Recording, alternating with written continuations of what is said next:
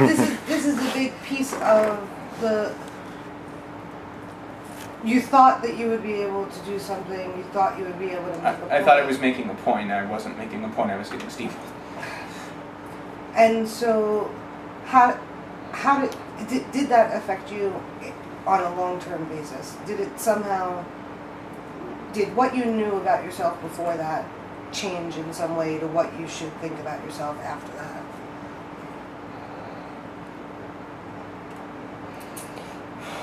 It's yes and no.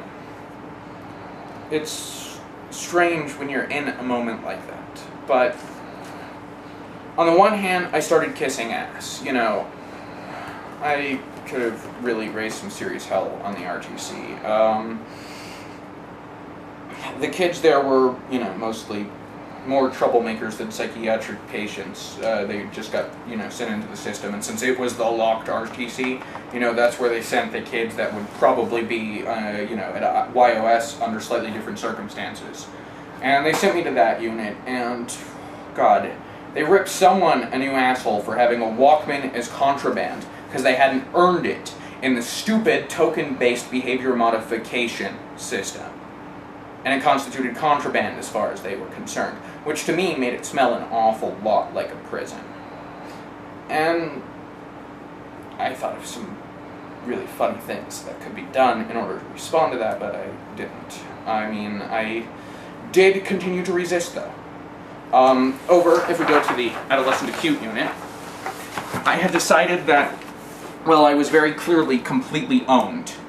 I still didn't want to give in. I knew that one day I would be 18. And they were telling me I was going to be on medication forever. And it's bad stuff.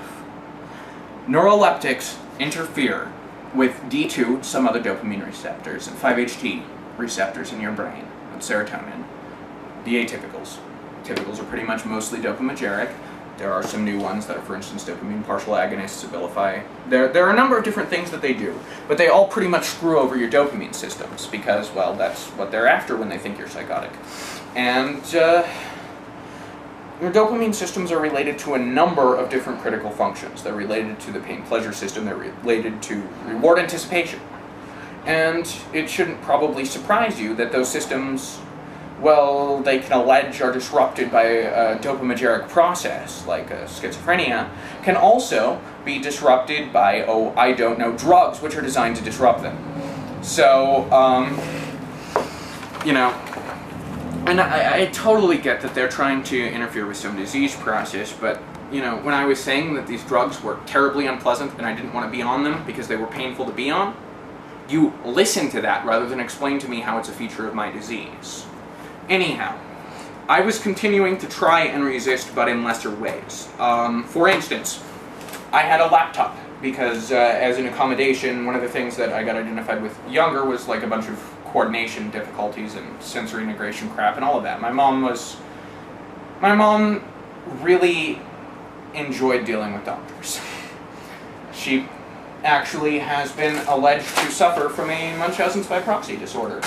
By the way, if you need the fact-checking and proof on that, it's yours. Among other things. And I want to be clear about one thing. My mom is a very messed up person who really, really hurt the people who were under her power. But it is my strong belief, before any of that, she was a victim first.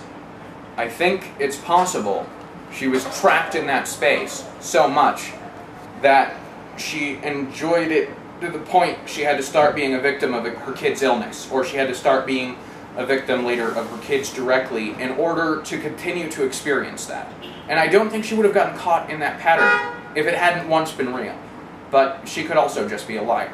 I will never know, because it's the boy who cried wolf. She's told so many lies, I'll never know what really happened to her, but I'd like to think she got this messed up because something messed up happened, and maybe that's just a conceit, but I'm gonna go with it. Anyways,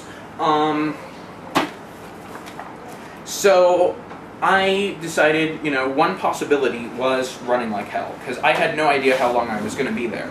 And I had also had the experience of RTC where they were a lot freaking more paranoid than they were on the acute unit. On RTC, they went over the kids with a metal detector on their way back from the dining hall. Usually meals were on the unit, but not always.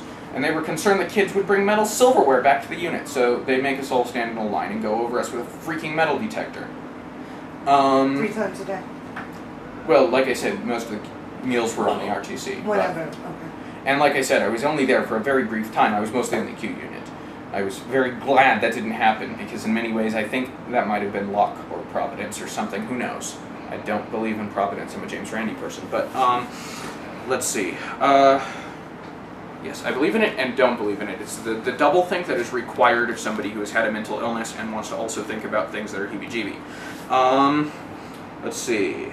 So I noticed that their locking system was based on simple contactor locks. There are a lot of different ways you can lock a facility, and Bethesda, which I had been at when I was younger, actually had standard metal locks on all of the doors that were probably master keyed and common key systems, just like any office building. Of course, you know, the locks went both ways and we didn't have the key, but that can only pretty much be circumvented by a metal pick. Some other kind of pick, torquer, all of that good stuff. At Children's, actually, the unit wasn't so much locked when I was there. They hadn't yet had the problem of 8-year-olds trying to run away. It later became locked before some people I knew were there. But at Centennial Peaks, I had decided that running might just be a good idea. And they had designed it with clever barriers.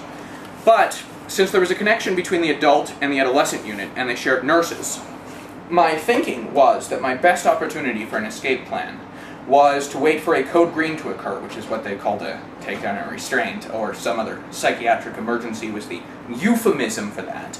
But if I waited for a code green to occur on the adult unit, it would basically temporarily deprive the adolescent unit of all but one staff member who would tell us all to go to our rooms, and while no one was looking, would engage in the restraint situation in the other spot.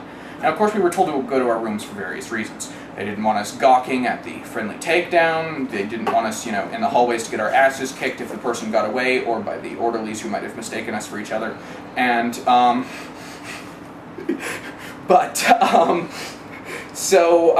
you know, it would have pretty much deprived that area of nursing supervision long enough to execute my plan, which was this.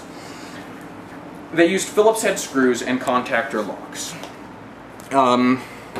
So the locking device, you know, was your standard thing with 4 Phillips head screws. I don't know why they didn't use spanners, they're just not very smart. But the way these systems work is they're actually just a metal contactor lock, which is connected to 2 leads in the back. So you can unscrew the locking mechanism, get at the leads directly, and set the state on the leads to either be shorted or not, which would then drive the relay, which is in some box somewhere, which would then open this door by disengaging the mag lock. The only other time the mag lock would ever disengage is when the power was out. So I figured I had a way to override their locking device and I could get out. I would trigger the alarm on that door, but I figured I had a better chance with the alarm and a code green than trying to get over that wall unnoticed at some point. Because as soon as they came back, they'd take an inventory and it wasn't a big unit, and they'd figure out that some of their supplies were missing. So, that was my plan. I never used it. I never had the balls. I was 14 years old, and I didn't like the future I was looking at if I tried to strike out alone in the world and there was not anyone else who was willing to help. I had a laptop during this time. I tried to actually plug it into the phone line. Did you know that as a child in a Colorado psychiatric facility, your access to the outside world is mediated by who your parents want you to have access to? And to protect your confidentiality, your parents are encouraged to let you have access to no one. I wasn't even allowed to call someone on the phone who I might be able to convince my mom was screwing me, and nobody was interested. I did sort of have a laptop. I'm not sure how I got off the laptop. But, oh, I was trying to tell this story too. A lot happened here. I had a laptop. For a time I had it plugged into the, they had a phone thing in the middle of the unit, which was sort of the unit phone, but they had no phone there. It was just a jack on the wall. But I had the laptop. So, because I talked them out of that as an assistive device. So I was trying actually to remember the numbers for Colorado Ackland, because we didn't have internet access at the time. And that was a library, computer network with all of the library catalogs on it. But there were also a few places you could get general internet access if you were clever for a while on Eklund. There was one library in particular that didn't set up their links correctly, and you could send it a go command. But anyways, so I was thinking I might just be able to get an email off, but for the life of me, I was so drugged up I couldn't remember the freaking dial-up number. I never got a connection. And the orderlies noticed pretty quickly that while I had the laptop set up with the phone thing, which they were fine with, I had a cable going up. The first time they told me to just unplug it, and I'm like, oh, it's okay, the modem doesn't work anyways. The second time they confiscated the cable, and that was it. You know, the first time I didn't stop because, you know, I figured if I kept going, they'd probably confiscate the cable. But, so I never broke out of this place. I never really had the balls, and I wonder if I would have, if, you know, it hadn't been for that takedown incident. But I always understood one thing. I was in a very bad situation. My mother was going to try and take everything from me, and I wasn't in a position to stop her.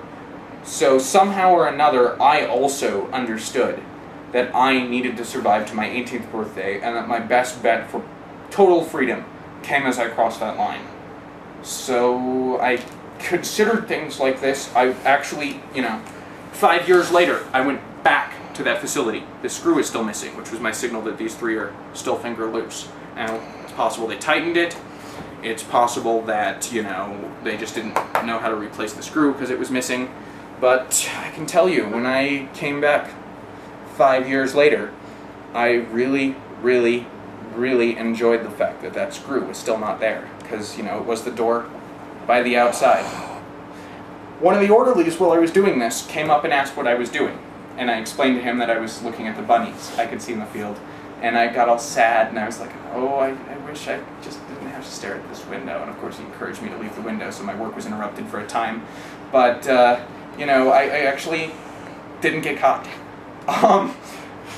And I also was diminished to the point I didn't make use of this. I don't know what that means. Diminished. Made small. No, I know what it means. I know you know what it means. I thought it was self-explanatory. You might want to be more clear about what you want me to elaborate on.